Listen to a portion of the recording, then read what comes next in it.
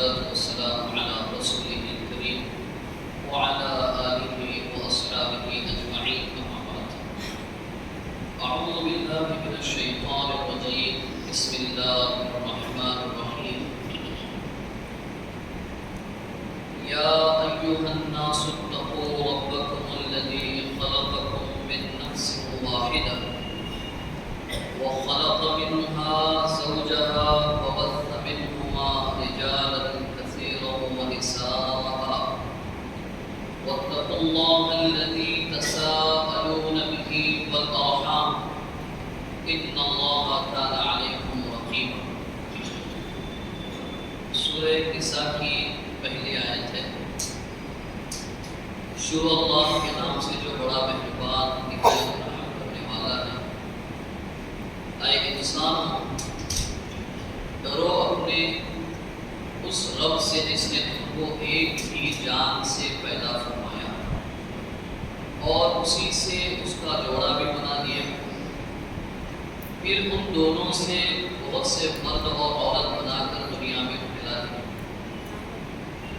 اللہ سے ڈرتے رہو جس کے نام پر رحم کی درخواست کرتے ہو اور آپس میں واسطہ دیتے ہو اور رشتے ناطے کا بھی خیال رکھو، اور بھولو مت کہ اللہ تعالیٰ کی تم پر کڑی نگرانی ہے.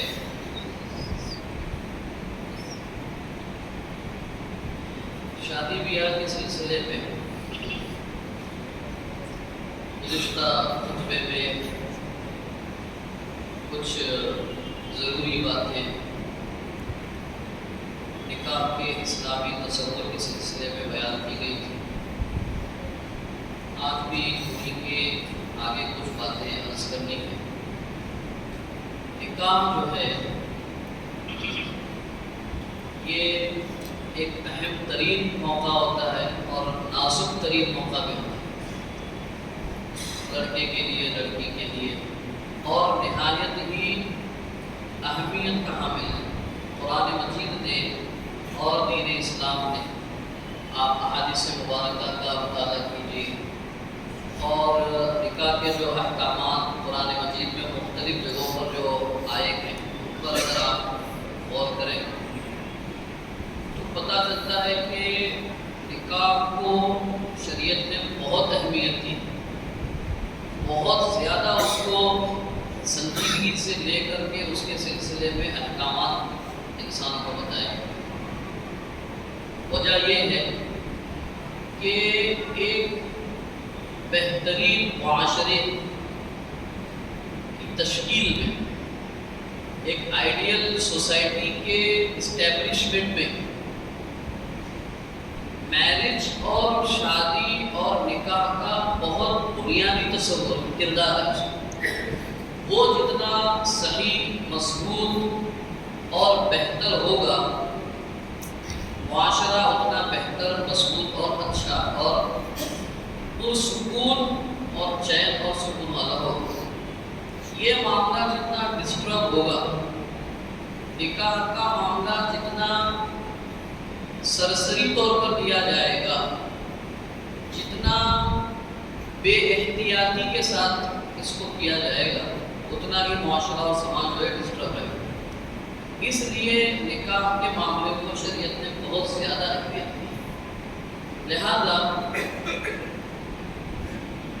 نکاح کے سلسلے میں چاہے مرد ہو چاہے عورت ہو، لڑکا ہو یا لڑکی ہو، سب سے پہلی چیز تو یہ ہے کہ نکاح کے لیے لڑکا ہو یا لڑکی ہو سب سے پہلے استخارہ کرے، اللہ تعالیٰ سے خیر طلب کرے. اس کا طریقہ 2 رکعت صلاۃ الاستخارہ کی نیت سے پڑھے نفل، اور استخارہ کی دعا احادیث میں موجود ہے، وہ پڑھے. اللہ سے خیر مانگے، شر سے حفاظت مانگے. استخارے کے سلسلے میں صحابہ فرماتے ہیں کہ استخارے کی دعا آپ علیہ السلام ہمیں اتنی اہمیت کے ساتھ سکھاتے تھے، بتاتے تھے رشتے کی، قرآن کی صورتیں ہم کو سکھاتے ہیں. اور بدقسمتی سے یہ اتنا اہم عمل جو ہے ہم سے مس ہو رہا ہے، معلوم نہیں ہے. عربی کا مقولہ ہے کہ ما ندیم من استخار ولا خاب من استشار. جو استخارہ کرے گا وہ کبھی شرمندہ نہیں ہوگا اپنے فیصلے میں. اس نے اللہ سے خیر مانگ کر کے وہ عمل کیا. ولا خاب من استشار، اور جس نے صاحب رائے لوگوں سے، سنجیدہ احباب اور لوگوں سے مشورہ کر کے کوئی کام کیا، ولا خاب، وہ ناکام نہیں ہو. تو ایک تو اللہ سے استخارہ، اللہ سے خیر طلب کرے. تو اللہ سے خیر طلب کرنے کا نام استخارہ ہے، اور بندوں سے خیر طلب کرنے کا نام مشورہ ہے. تو پہلا کام تو یہ کرنا چاہیے، استخارہ کرے. اور دوسرا جو ہے پھر لوگوں سے مشورہ بھی طلب کرے. یہ فلاں لڑکی سے گویا کہ میرا نکاح طے ہو رہا ہے، کیا ہے آپ کی رائے کیا ہے؟ فلاں لڑکے سے میرا نکاح طے ہو رہا ہے. لڑکی بھی مشورہ طلب کر سکتی ہے، کرنا چاہیے. اور جن سے مشورہ طلب کیا جا رہا ہے ان کی پوری ذمہ داری ہے کہ وہ امانت داری کے ساتھ ایز اٹ از جو چیز ان کو پتا ہے وہی بتائے. غلط مشورہ دینا بدترین خیانت ہے. ہمیں پتا ہے کہ فلاں بچی کے والد نے فلاں لڑکے کے بارے میں ہم سے مشورہ طلب کیا کہ ہم اپنی بچی کے لیے فلاں کا نکاح رشتہ دیکھ رہے ہیں، کیا رائے ہے آپ کی؟ تو مجھے پتا ہے کہ وہ لڑکا اس بچی کے لیے مناسب نہیں ہے، اور میں نے کہا کہ نہیں بہت اچھا رہے گا، ضرور آپ کو نکاح کروائیے. یہ بدترین خیانت ہے. اس کے بارے میں اللہ کے پاس باسپورس ہوگی، جواب سوال کیا جائے. اور اس میں جتنی نا اتفاقیاں پیدا ہوگی، جتنا فتنہ فساد پیدا ہوگا، یہ آدمی اس کا برابر کا حصے دار ہوگا. اس میں دو باتیں ہیں کہ کمیاں اور خامیاں جو ہے نا، انسانوں کی کمیاں خامیاں بیان کرنے کی شریعت میں اجازت نہیں ہے عام طور پہ. لیکن یہ نکاح جو ہے اس کے زندگی کا فیصلہ ہے، اس کے زندگی کے نئے ایک مرحلے کا معاملہ ہے. لہذا انہیں جو ہے پوری امانت داری کے ساتھ مشورہ دینا چاہیے. ایک صحابیہ ہیں، انہوں نے اللہ کے نبی صلی اللہ علیہ وسلم سے سوال کیا کہ مجھے جو ہے ایک معاویہ اور ابو جہم، یہ دو لوگ ہیں، ان دونوں کا پیغام میرے پاس آیا ہے نکاح کے سلسلے میں. فاطمہ بنت قیس رضی اللہ عنہ صحابیہ ہیں، اللہ کے نبی صلی اللہ علیہ وسلم سے پوچھ رہے ہیں کہ یہ دونوں کا نکاح کا پیغام آیا ہے، تو آپ کی رائے کیا ہے؟ اللہ کے صلی اللہ علیہ وسلم سے پوچھ رہی ہیں. اللہ کے نبی صلی اللہ علیہ وسلم فرمایا کہ اما معاویہ، جہاں تک معاویہ کی بات ہے تو فلا مال لہو، وہ غریب آدمی ہے. اب یہ غریب آدمی ہے، اللہ کے رسول صلی اللہ علیہ وسلم نے جو بتایا، اس کا مطلب ہرگز یہ نہیں ہے کہ ہم جو ہے مالدار شخص ہی دیکھیں. غریب ہے کا مطلب یہ ہے کہ ہر خاتون، ہر لڑکی، ہر عورت کا یہ اس کا ایک اپنا نیچرل، اللہ تعالیٰ نے اس کا ایک سسٹم، اس کی ایک فطرت بنائی ہے کہ میرا شوہر جو ہے کھاتے پیتے گھرانے کا ہو، کھانے کمانے والا ہو، مجھے اچھا لگ سکے. تو یہ نیچرل فطرت ہے، اس کو اسلام کوئی برا نہیں سمجھتا ہے. لیکن اس کے لیے جو ایڈیشنل جو چیزیں، اضافی چیزیں، جو بہت ساری چیزیں لگائی جاتی ہے اور جس کا آگے تذکرہ آ رہا ہے، وہ غلط ہے شریعت میں. اللہ کے نبی نے فرمایا کہ اما معاویہ فلا مال لہو. جہاں تک معاویہ کی بات ہے، مثال کے طور پہ وہ آپ کو ایفورٹ نہیں کر سکتے. مثال کے طور پہ ہمارے زبان میں وہ اما ابو جہم، اور جہاں تک ابو جہم کی بات ہے تو ان کے بارے میں کہا کہ ضراب للنساء، یہ معاشرے اور سماج میں بیویوں کو پیٹنے والوں میں شمار ہوتا ہے. وہ بیویوں کو جو ہے پیٹتے ہیں، وہ یہ دونوں کی یہ حالت ہے. ہاں، تم نکاح کا سلسلہ اگر معاملہ اگر چاہتی ہو تو میری رائے یہ ہے کہ اسامہ ابن زید سے تم نکاح کرو. حضرت فاطمہ بنت قیس رضی اللہ عنہ فرماتی ہیں کہ اس نبی صلی اللہ علیہ وسلم کے اس مشورے کی وجہ سے میں اتنی اپنی لائف میں سکسیس اور کامیاب رہی کہ میری نظر میں میرے رشتے سے زیادہ بہتر اور پرسکون رشتہ مجھے معاشرے اور سماج میں کوئی دکھائی نہیں دیتا تھا۔ تو مشورہ طلب کرنا چاہیے اور مشورہ دینے والے کو رسول کے اس طریقے پر عمل کرنا چاہیے۔ زیادہ سے زیادہ یہ کیا ہو سکتا ہے، جو ہے ایک تو وہ کہے، اور اگر وہ نہیں کہہ سکتے ہیں تو آپ سیدھا کہہ دیجئے کہ بھائی جو آپ مجھ سے مشورہ چاہ رہے ہیں، بہرحال میں اس معاملے میں کچھ کہنے سے اپنے آپ کو معذور سمجھتا ہوں، آپ دوسروں سے مشورہ بس ختم۔ لیکن خام و خواہ کی غلط مشورہ دے کر کے ایک خیانت کا ارتکاب کرنا، یہ کسی طور پر بھی جو ہے شریعت کی گویا کے موافق کام نہیں ہے۔ تو استخارہ اور استشارہ، یعنی استخارہ اور مشورہ، یہ دونوں کرنے چاہیے، دونوں کو، لڑکے کو بھی لڑکی کو بھی، لڑکوں کے ذمہ داروں کو بھی لڑکی کی ذمہ داروں کو بھی۔ اچھا، استخارے کے سلسلے میں بہت ساری چیزیں مشہور ہیں، وہ یہ کلر دکھائی دے تو کرنا چاہیے، یہ کلر دکھائی دے تو نہیں کرنا چاہیے، فلاں ہے، خواب میں یہ دکھائی دیتا ہے۔ شریعت احادیث میں اس طرح کی کوئی اسپیسیفک کوئی بات نہیں آئی ہوئی ہے۔ بہرحال استخارہ کریں، مشورہ کریں، جس طرف اللہ تبارک و تعالیٰ رجحان زیادہ بڑھائے، اللہ سے خیر طلب کرتے ہوئے آگے بڑھے۔ دوسری چیز اس سلسلے میں خاص طور پہ جو اہمیت کی حامل ہے، عام طور پہ معاشرے اور سماج میں اس کو اتنی اہمیت نہیں دی جاتی ہے جتنی دی جانی چاہیے، وہ یہ کہ لڑکا اور لڑکی دونوں کی رضامندی نکاح کے لیے ضروری ہے، کمپلسری۔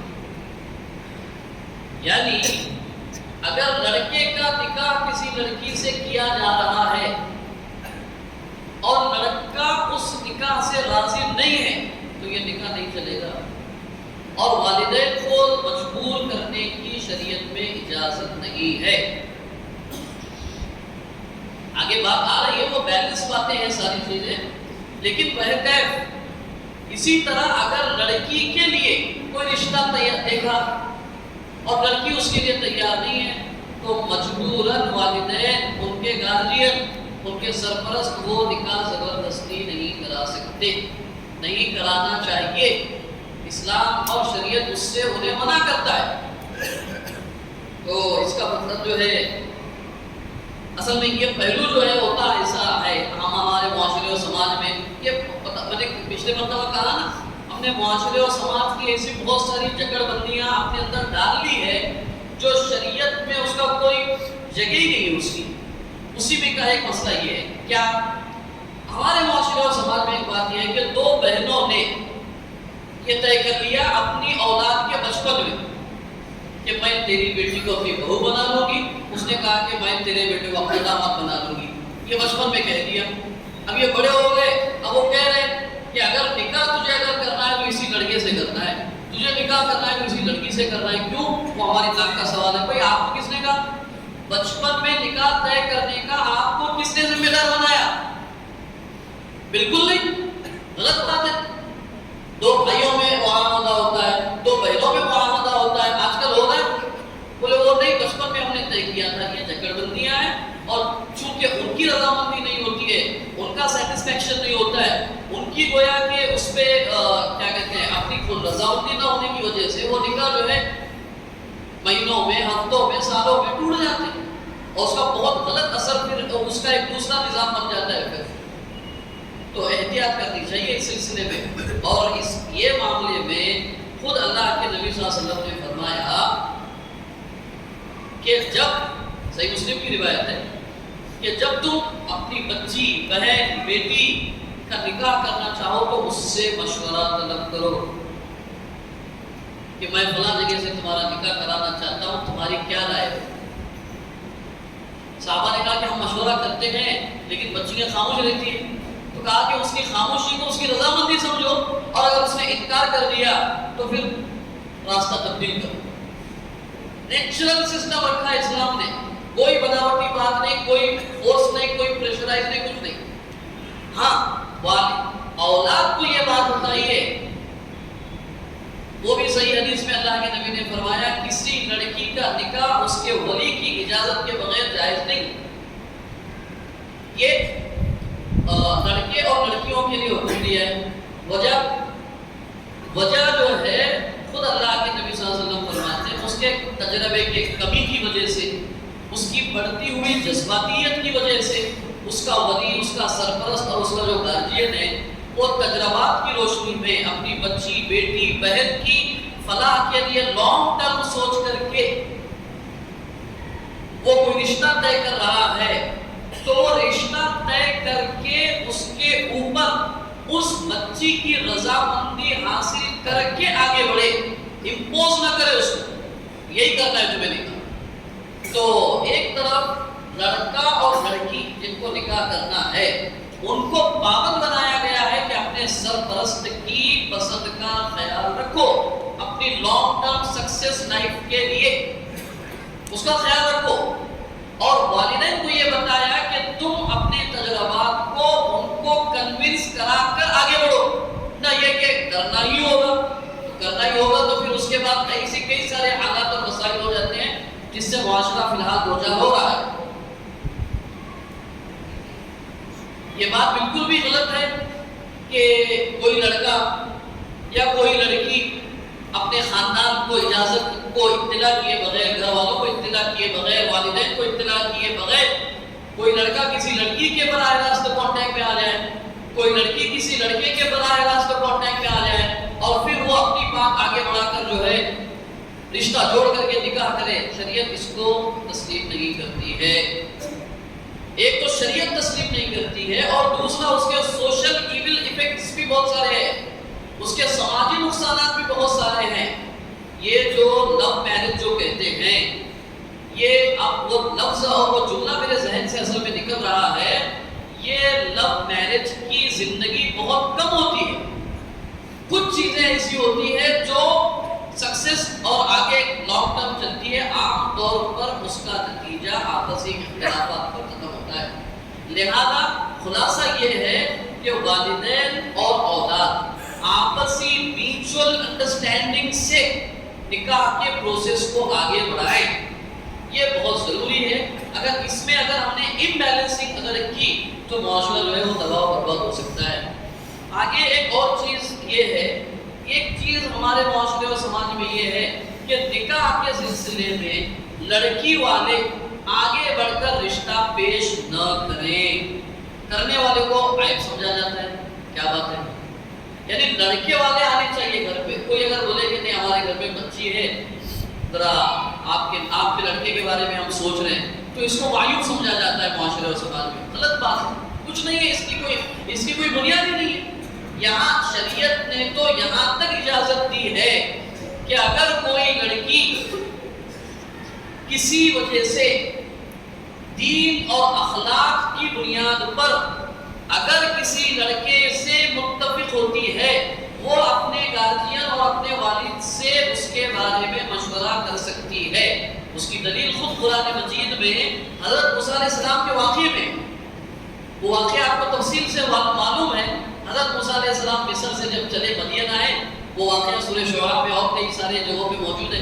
تو دیکھا کہ مدین میں جیسے پہنچے تو ایک کنویں پر سے جو ہے کچھ خواتین جو ہے پانی بھر رہی ہیں. تو دو لڑکیوں کو انہوں نے دیکھا کہ وہ اپنے حیا اور شرم کی وجہ سے ایک طرف رکی ہوئی ہیں، اپنی بکریوں کو پانی نہیں پلا پا رہی ہیں. حضرت موسیٰ علیہ السلام نے کیا بات ہے، ہماری بکریوں کو پانی پلانا ہے، ہمارے گھر میں کوئی ایک ہمارے والد محترم بزرگ ہیں، باقی کوئی ہے نہیں، ہم یہ سب بکریاں پلا کر جانے کے بعد میں سارے لوگوں کی پھر ہم بکریاں اپنے پانی پلاتے ہیں. حضرت موسیٰ علیہ السلام نے آگے بڑھ کر کے کنویں سے پانی نکالا، بکریوں کو پلایا. یہ دو بچیاں حضرت شعیب علیہ السلام شیخ مدین کے پاس آئی اور کیا کہا؟ اس بچی نے کہا اِنَّ یا ابتی استأجرت القوی الامین، اے میرے والد محترم، آج ہم جلدی آ گئے پانی پلا کر کے. اس کی وجہ یہ ہے کہ ایک وہاں پر ایک شخص آئے تھے نئے اجنبی کوئی، انہوں نے پانی ڈول سے پانی نکال کے ہماری بکریوں کو پلا دیا. تو کہا ایسا ہے؟ تو انہوں نے کہا پر احسان کیا ہے، لہٰذا اس کے احسان کا بدلہ ہمیں دیا جانا چاہیے، انہیں دینا چاہیے، بلاؤ ان کو. قرآن مجید کہتا ہے ایک شرم و حیا کا پورا لباس پہنے ہوئے وہ لڑکی آئی اور کہا کہ آپ ہمارے والد جو ہے آپ کو بلا رہے ہیں، آپ کی محنت کی اجرت دے دیں گے. آئی وہ آگے حضرت موسیٰ علیہ السلام چل رہے تھے، پیچھے وہ چل رہی تھی اور کہہ رہی تھی کہ لیفٹ لیجیے، رائٹ لیجیے، پیچھے خاتون، آگے اجنبی شخص پہنچے۔ حضرت شعیب علیہ السلام کے پاس پہنچنے کے بعد میں شعیب علیہ السلام کو بیٹی کہہ رہی ہے، اے ابا اس نوجوان کو اپنے یہاں امپلائی بول کر رکھیے۔ کیوں؟ قوی امین، یہ فزیکل فٹ ہے اور امانت دار ہے، آنیسٹ ہے۔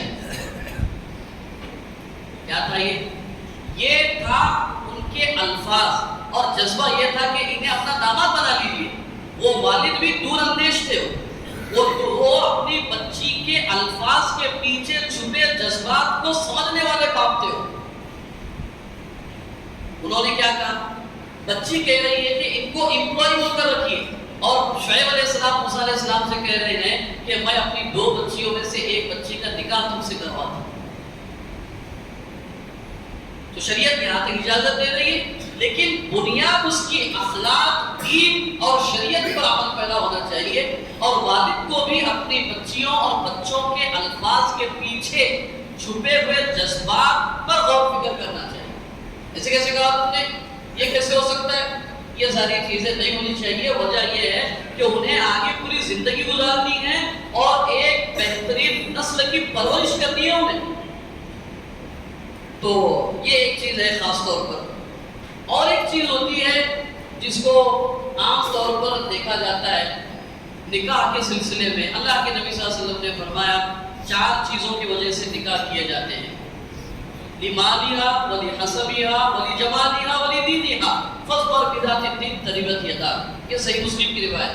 عام طور پر مال دیکھ کر کے نکاح کیا جاتا ہے، خاندان دیکھ کر کے نکاح کیا جاتا ہے، ان کا خوبصورتی دیکھ کر کے ان کی نکاح کیا جاتا ہے۔ اخیر میں اللہ کے نبی صلی اللہ علیہ وسلم فرماتے ہیں دین دیکھ کر بھی نکاح کیا جاتا ہے۔ تمہارا انٹینشن کیا ہونا چاہیے؟ تمہاری فرسٹ پرائیورٹی کیا ہونی چاہیے؟ فاظفر بذات الدین تربت یداک۔ تم پرائیورٹی دو دین اور اخلاق کو، تربت یداک، کامیاب ہو جاؤ گے، تمہاری لائف سکسیس رہے گی۔ یہ اللہ کے نبی صلی اللہ علیہ وسلم کی ایشورٹی ہے۔ لیکن اللہ کے نبی صلی اللہ علیہ وسلم نے اور ایک روایت میں فرمایا اگر تم نے دینداری کو نظر انداز کر دیا، امن ترضون دینکم وخلقہ، تم میں سے کسی نے اپنی بچی کے لیے کوئی ایسا لڑکا دیکھا جس کے دین اور اخلاق سے تم مطمئن تھے، یا تم نے اپنے لڑکے کے لیے کوئی ایسی لڑکی دیکھی جس کے دین اور اخلاق سے تم مطمئن تھے اور تم نے نکاح نہیں کیا، تو زمین میں بڑے فساد اور اللہ کی نافرمانی کے قائم ہونے کے تم ذریعے بنو گے۔ دین کو اگر اگنور کر کے باقی چیزوں کو تم نے بیس بنا کے اگر نکاح کیا تو اس سے جو فتنہ فساد پیدا ہوگا اس کے ذمہ دار تم رہو۔ ہاں، دین کو بنیاد بنانے کے بعد میں اگر باقی چیزیں بھی اگر سپورٹیو مل جاتی ہے تو وہ تمہاری خوش قسمتی ہے، وہ تمہاری نیک بختی ہے۔ اچھا، دین کے سلسلے میں بھی عام طور پہ ہمارا کرائٹیریا طے نہیں ہے۔ لڑکیوں کے سلسلے میں ہم لوگ زیادہ سے زیادہ جب بات چیت کے لیے جب بیٹھتے ہیں تو سوال کرتے ہیں کہ کیا بچی کا ہدیہ ہو گیا؟ یہ بچی کا ہدیہ ہو گیا، یہ عام طور پہ جب بیٹھک بیٹھتی ہے ہدیہ ہو گیا یعنی قرآن پڑھ کے ہو گیا، ہاں ہو گیا بس کافی نہیں۔ دین الگ، اخلاق الگ۔ ایک بندہ دیندار ہو سکتا ہے لیکن بد اخلاق ہو سکتا ہے، بالکل ممکن ہے۔ ایک بندہ با اخلاق ہو سکتا ہے لیکن دیندار نہیں ہو سکتا ہے۔ ایک آدمی ہم نے دیکھا کہ صف اول میں نماز پڑھتا ہے، ماشاءاللہ بارک اللہ فیک، لیکن بات کرنے کا انداز نہیں ہے، لے کر چلنے کا مزاج نہیں ہے، نرمی نہیں ہے، تو یہ دیندار ہے لیکن اخلاق والا نہیں ہے۔ ایک آدمی اخلاق والا ہے لیکن نماز کی پابندی نہیں ہے، روزوں کا اہتمام نہیں ہے، صدقہ و خیرات کا اہتمام نہیں ہے، لیکن لوگوں کو کنوینس کرانے کا اچھا ماحول۔ تو دین میں دین پر عمل اور اخلاق اور کردار کا بھی بندہ ہونا چاہیے، دونوں طور پہ ہم لوگ دیکھنا چاہیے۔ تو ایک چیز یہ، اور ایک چیز یہ ہے اللہ کے نبی صلی اللہ علیہ وسلم نے، شریعت نے یہاں تک ایک بات بتائی ہے نکاح کو کامیاب بنانے کے لیے لڑکا لڑکی کو، لڑکی لڑکے کو نکاح سے پہلے دیکھ سکتے ہیں۔ ایک صحابی کے بارے میں آپ نے فرمایا صحیح مسلم کی روایت ہے کہ میں فلاں کی بچی سے ہمارا نکاح میرا طے ہوا ہے. آپ نے فرمایا کیا تم نے اسے دیکھا؟ کہا کہ دیکھا تو نہیں میں نے. کہا کہ دیکھ لو تاکہ تمہاری بعد کی زندگی خوشگوار گزرنے کے لیے تمہارا دیکھنا بنیاد اور ذریعہ بنے. ایک نظر دیکھنا جائز ہے، دیکھنے کا مستحب حکم دیا ہے اللہ کے رسول صلی اللہ علیہ وسلم نے. ہوتا اصل میں یہ ہے وہ نکاح ہو جاتے ہیں، ایک دوسرے کو بیٹھ کر کے بات کرتے ہیں. میں تو تم سے نکاح کرنا ہی نہیں چاہتا تھا، وہ تو ابا کے کہنے سے کیا میں نے. میں تو تم سے نکاح کرنا ہی نہیں چاہتی تھی، وہ تو ہمارے دادی نے کہا تھا اس لیے نکاح. یہ کیا ہو رہا ہے؟ یہ کھلواڑ ہے، یہ شریعت کے ساتھ کھلواڑ ہے. سماج کی اینٹ سے اینٹ بج رہی ہے. شریعت کے ان احکامات کو تمہاری بناوٹی سماجی زنجیروں میں جکڑ دینے کی وجہ سے اسلامی صاف ستھری تعلیمات کو نظر انداز کر رہے ہیں. سماج کے ڈر اور گویا کے بیجا جکڑ بندیوں کی وجہ سے اور ہماری سماج کی جو چولہے ہلتی چلی جا رہی ہے. اچھا دیکھنے کے سلسلے میں کیا ہوتا ہے؟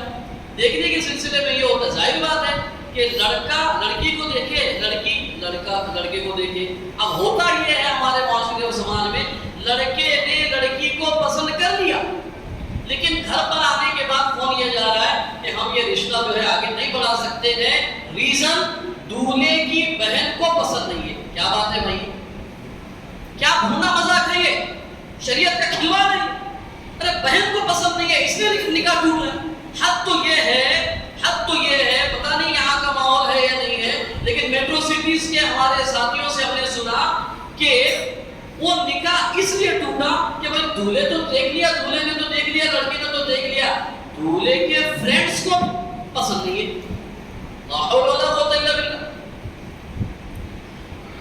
دولہے کے نانی کو پتہ نہیں پسند نہیں ہے، دادی کو پتہ نہیں ہے، خالہ کی ننند کو پسند نہیں ہے. کیا کھلواڑ ہے؟ ابھی وہ اس کو زندگی گزارنی ہے اس بچے کے ساتھ، اس لڑکے کو زندگی گزارنی ہے اس لڑکی کے ساتھ. یہ وہ دونوں اگر پسند آ جائیں، دین و اخلاق کا معیار ہو جائے، اگر دینی پس منظر سے اگر آگے صحیح طریقے سے چل سکتے ہیں، تو یہ مختلف لوگ اگر جو روڑا ڈال رہے ہیں اس کی وجہ سے اگر تاخیر ہو رہی ہے، اس کی وجہ سے اگر گناہ کے دروازے کھل رہے ہیں، وہ بہن پوری ذمہ دار ہے، وہ دادی پوری ذمہ دار ہے، وہ بڑے ابا پورے ذمہ دار ہیں، وہ ماموں پورے ذمہ دار ہیں، وہ گھر کے بڑے حاجی صاحب پورے ذمہ دار ہیں. ان کی اس بدکاری میں پورے حصے دار ہیں.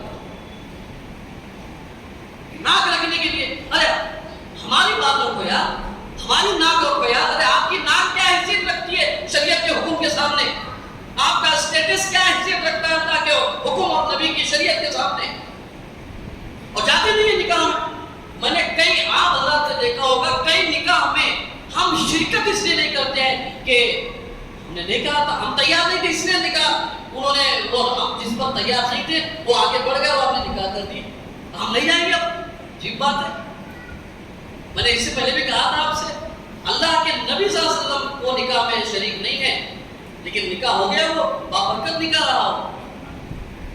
یہ دیکھنے کے سلسلے میں. اور خامخواہ اگر ہم جس لڑکی کو دیکھنے کے لیے جا رہے ہیں، ٹھیک ہے پسند آنا نہ آنا ہے بشری تقاضا ہے، کوئی بات نہیں ہے، لیکن آپ نام رکھ کر آ جائیں، وہ گالی ہے، وہ فلاں ہے، وہ ایسی ہے، وہ ویسی ہے. ارے بِأَيِّ شَيْءٍ بِأَيِّ صُورَةٍ مَا شَاءَ رَكَّبَكَ. اللہ تعالیٰ فرماتے ہیں ہم جس کو جس صورت میں چاہے پیدا کر دیں، ہم مرضی والے ہیں، ہم اللہ ہے. ہم نام رکھ کے آ رہے ہیں 20 مرتبہ 10 مرتبہ. وہ بچی بیٹھ کر کے کون آ رہا ہے صاحب؟ دبئی سے بڑے ابا آ رہے ہیں، کون آ رہے ہیں؟ پونا سے بہن آ رہی ہے، کون آ رہے ہیں؟ فلاں جگہ سے دادا آ رہے ہیں، کون آ رہے ہیں؟ فلاں. 20 مرتبہ اس بچی کو بٹھا دیا، 20 لوگوں نے اس کے اندر کیوری نکالی، اور وہ بچی خودکشی کی دہلیز پہ جا کے یا اپنے جسم کو بیچنے کے کگار پہ جا کے کھڑی ہو رہی ہے. اس پر مجبور کرنے والے، نام رکھنے والے اور اپنی دکھائی پر نکاح کو ڈیپینڈ رکھنے والے پورے کے پورے ذمہ دار ہیں. ہو رہا ہے اس طرح. ٹھیک ہے واقعتاً اگر کوئی معاملہ ہے تو آپ کہہ دیجئے کہ آپ کی بچی ماشاءاللہ اچھی ہے، ہمیں اس سے بہتر بچی چاہیے، بس آ جائیے. اور اس کے چرچے ہوتے رہتے ہیں. اب میں نے جا کر کے دیکھ لیا، مجھے پسند نہیں آئی، تو مجھے پتا چلا کہ اس بچی کے گھر پر یہ فلاں لوگ جا رہے ہیں. ارے مت جاؤ، وہ ایسی بچی. آج کل تو چلا کے دیکھ رہے ہیں، کھڑے کر کے. اب یہ بات نہیں ہے کہ ہم یہاں پہ بات کریں اللہ کی کتاب کے سامنے، لیکن معاشرے میں ہو رہا ہے. بال چھوٹے ہیں نکاح ٹوٹ رہا ہے، چلنے کا ڈھنگ نہیں ہے نکاح ٹوٹ رہا ہے، کلر ٹھیک نہیں. ارے بھائی کلر ہم نے دیا ہے. اللہ کے رسول صلی اللہ علیہ وسلم نے فرمایا قل لا تنظر الى صوركم ولا الى اجسامكم. اللہ تعالیٰ تمہاری صورتوں تمہارے جسموں کو نہیں دیکھتے، ولكن ينظر الى قلوبكم واعمالكم. اللہ تعالیٰ تمہارے دل کی کیفیت اور تمہارے اخلاق اور کردار کو دیکھتے ہیں. جو اگر پسند آئے تو ٹھیک ہے، نہیں ہے تو کہہ دو کہ بھائی اچھی ہے، ہمیں اور بہتر چاہیے. نہیں، ڈھنڈورا پیٹنے کی ضرورت نہیں ہے معاشرے اور سماج میں. اس بچی اور اس بچی کے ماں باپ پر کیا گزرتی ہے اندازہ نہیں لگا سکتے ہم لوگ. اور ایک چیز خاص طور پر جو ہمیں توجہ دینے کی ہے، یہ آخری چیز ہے. اللہ تبارک و تعالیٰ ہمیں اس پر بہت سنجیدگی کے ساتھ غور فکر کرنے کی توفیق دے. ایک اور چیز یہ ہوتی ہے، عام طور پر ہمارے جو نکاح کا جو معاملہ جو ہو رہا ہے، جو لیٹ ہونے کی، جو نکاح کو جلدی کر دینا، آخری چیز اس کو اننیسیسری بہت ساری چیزوں کی وجہ سے روکے رکھنا، یہ بہت بڑے فساد کا ذریعہ بن سکتا ہے. ولی کی ضرورت ہے نکاح کے لیے. ولی کا مطلب ذمہ دار کا کام یہ ہے کہ اپنی بچی، چاہے بہن ہو، بیٹی ہو، اور کوئی رشتہ ہو سکتا ہے، تو اس بچی کے لیے جو مناسب رشتہ سمجھ میں آئے اس کے لیے تگ و دو کرے. معاف کیجئے گا، ہوتا آج یہ ہے، ایک بہن کا نکاح اگر ہو رہا ہے، یعنی ایک بہن کے گھر میں اگر نکاح ہو رہا ہے، تو دوسری بہن کا مسئلہ یہ ہوتا ہے میرے بیٹے کا ابھی نکاح نہیں ہوا ہے، ان کا کیسا ہو رہا ہے. اس میں کوئی ادھر سے کسی کو لگا دیا، کسی کو جوڑ دیا.